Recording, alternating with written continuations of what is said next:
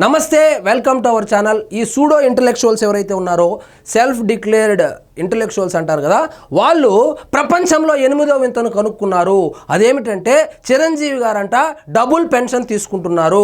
So ఆ double pension ఎందుకు తీసుకుంటున్నారంటే ఆయన రాజ్యసభ ఎంపీగాను పనిచేశారు, తిరుపతి ఎమ్మెల్యేగాను పనిచేశారు, కేంద్ర మంత్రిగా కూడా పనిచేసినటువంటి విషయం మనకు అందరికీ తెలిసిందే.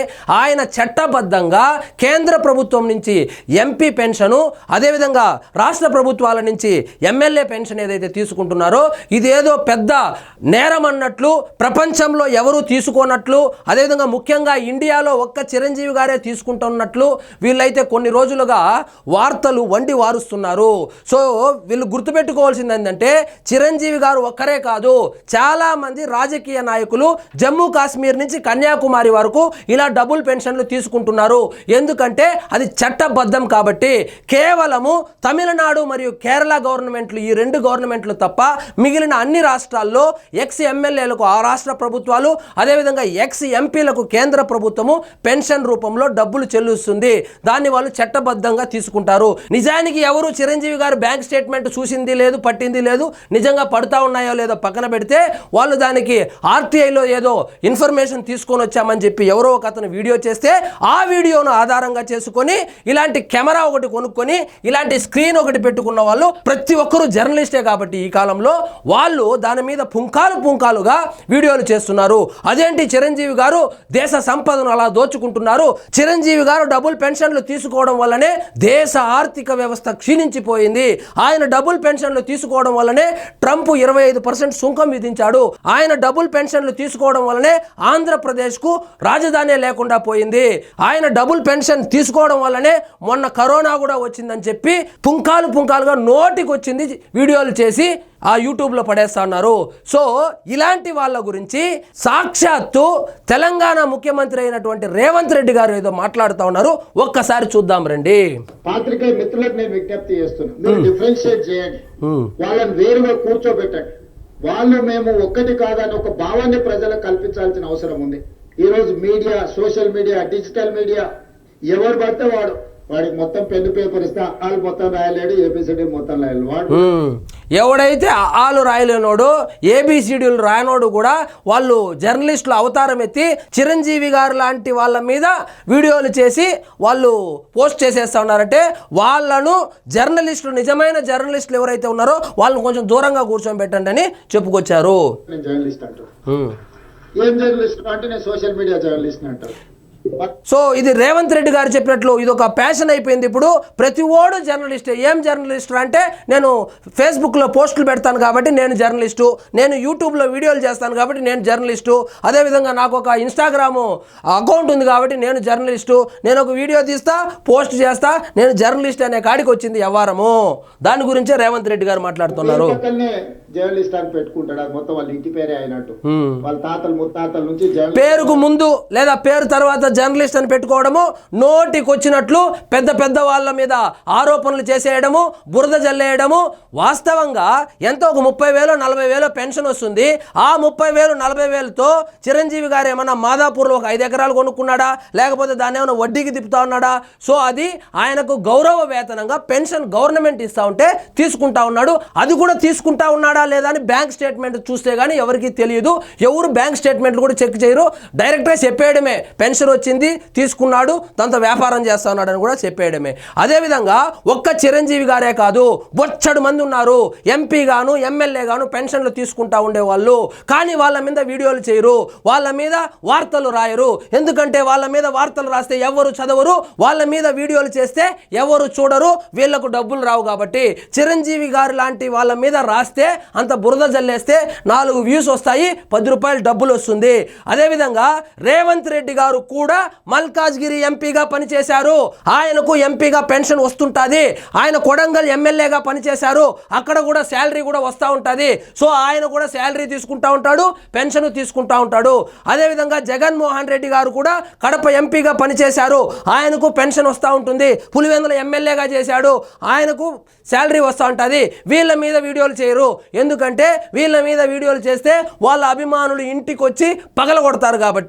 కాబట్టి చిరంజీవి గారి మీద ఎందుకు చేశారంటే ఆయన సాఫ్ట్ కార్నర్ కాబట్టి. ఇప్పుడు నేను ఆధారాలతో సహా జగన్మోహన్ రెడ్డి గారు ఇక్కడ వచ్చి చిరంజీవి గారు తీసుకున్నారా లేదా అని వీళ్ళు చెప్పేదే తప్పితే ఆయన బ్యాంక్ స్టేట్మెంట్ ఎవరు చూడలేదు.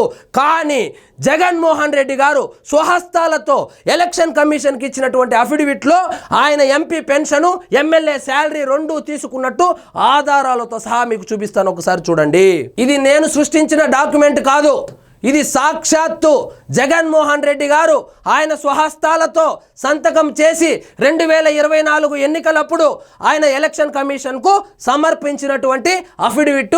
ఇక్కడ చూడండి, మై నేత అనేటువంటి వెబ్సైట్లో నుంచి చూపిస్తాను చూడండి. ఆయన ఎమ్మెల్యేగా శాలరీ తీసుకుంటున్నారు, ఎంపీగా పెన్షన్ తీసుకుంటున్నారు. సోర్స్ ఆఫ్ ఇన్కమ్, ఇది జగన్మోహన్ రెడ్డి గారికి సంబంధించినటువంటి అఫిడవిట్లో సోర్స్ ఆఫ్ ఇన్కమ్ కింద self, MLA salary, MP pension, rental income, other income అని ఇక మిగతా మెన్షన్ చేశాడు. సో జగన్మోహన్ రెడ్డి గారు ఎమ్మెల్యేగా శాలరీ తీసుకుంటున్నారు, ఎంపీగా పెన్షన్ కూడా తీసుకుంటున్నారు. చిరంజీవి గారు ఒక్కరే కాదు, జగన్మోహన్ రెడ్డి గారు కూడా తీసుకుంటున్నారు. సో నాకు తెలిసి విజయమ్మ గారు కూడా తీసుకుంటూ ఉంటారు, కానీ నా దగ్గర ఆధారాలు లేదు కాబట్టి నేను ఆమె పేరైతే ప్రస్తావించడం లేదు. జగన్మోహన్ రెడ్డి గారు అయితే పక్కా ఆయన ఎన్నికల అఫిడవిట్లోనే పెట్టాడు, నేను ఎంపీ పెన్షన్ తీసుకుంటున్నాను, ఎమ్మెల్యే శాలరీ తీసుకుంటున్నానని. సో జగన్మోహన్ రెడ్డి గారు మరియు చిరంజీవి గారే తీసుకుంటున్నారా అంటే కాదు, ఇంకొక వ్యక్తిని కూడా ఉదాహరణకు మాత్రమే నేను ఇప్పుడు ప్రస్తావిస్తాను. ఆయన పేరు బొత్స సత్యనారాయణ. బొత్స సత్యనారాయణ గారి అఫిడవిట్ మీకు చూస్తే ఇదిగోండి, బొత్స సత్యనారాయణ గారి అఫిడవిట్ ఆయన స్వహస్తాలతో ఆయన సంతకం చేసి ఎలక్షన్ కమిషన్కు సమర్పించినటువంటి అఫిడవిట్లో ఆయన సోర్స్ ఆఫ్ ఇన్కమ్ ఏం చూపించాడో చూస్తాము. బొత్స సత్యనారాయణ, విజయనగరము, వైఎస్ఆర్సీపీ. ఇక చూడండి, సోర్స్ ఆఫ్ ఇన్కమ్ మన సత్యబాబు గారికి సోర్స్ ఆఫ్ ఇన్కమ్ ఏంటంటే salary from government of AP. ఎందుకు శాలరీ ఇస్తారంటే ఆయన ఎమ్మెల్యేగా చేశాడు కాబట్టి. ఇక్కడ చూడండి, pension from government of India, MP. ఈయన అప్పట్లో ఎంపీగా కూడా పోటీ చేశాడు కాబట్టి, గెలిచాడు కాబట్టి, తరువాత ఎమ్మెల్యే అయ్యాడు కాబట్టి ఆయనకు ఎంపీగా కూడా పెన్షన్ ఇస్తున్నారు. సో సత్యబాబు గారికి కూడా ఎమ్మెల్యే గాను ఎంపీగా గాను రెండు రకాలుగా ఆదాయం వస్తుంది. ఇవన్నీ ఎవరికి కనబడదు. దేశ చరిత్రలోనే స్వతంత్రం వచ్చిన తర్వాత ఒక్క చిరంజీవి గారు మాత్రమే 2 పెన్షన్లు తీసుకుంటున్నాడని చెప్పి బురద జల్లడమే పనిగా పెట్టుకున్నారు. సో అది చట్టబద్ధం కాబట్టి తీసుకుంటున్నారు. సరే, అది మహా అంటే 30,000 50,000 వస్తుంది. ఆ 30,000 50,000తో ఈయనేదో రియల్ ఎస్టేట్ వ్యాపారాలు చేస్తున్నట్లు, ఆ 30,000 50,000తోనే కుటుంబాన్ని పోషిస్తున్నట్లు, ఇంకా ఇంటలెక్చువల్స్ ఏమంటారంటే అన్ని కోట్ల రూపాయలు సంపాదించాడు కదా, అది అలాగే వదిలేయచ్చు కదా అని. అలాగే ఎందుకు వదిలేస్తారు? అది గౌరవ వేతనము. ఆయన చేసినటువంటి పని ఏదైతే ఉందో ఎంపీగా కావచ్చు, ఎమ్మెల్యేగా కావచ్చు, దాన్ని గుర్తించి రాష్ట్ర ప్రభుత్వం కావచ్చు, కేంద్ర ప్రభుత్వం కావచ్చు ఆయనకు ఇస్తున్నటువంటి వేతనం, అది గౌరవ వేతనం అంటారు.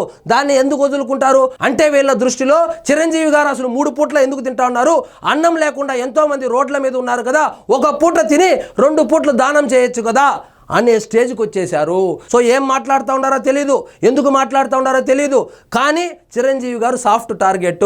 ఎందుకంటే ఆయన తిరిగి మాట్లాడు, గట్టిగా తిట్టడు కాబట్టి. కేసీఆర్ గారు కూడా ఎంపీగా చేశారు, ఎమ్మెల్యేగా చేశారు.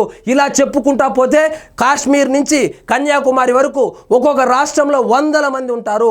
ఆ 100 మందినంతా వదిలేసి చిరంజీవి గారిని మాత్రమే టార్గెట్ చేస్తూ పదే డబుల్ పెన్షన్ అని సోషల్ మీడియాలో ఊదరగొడుతున్నారు.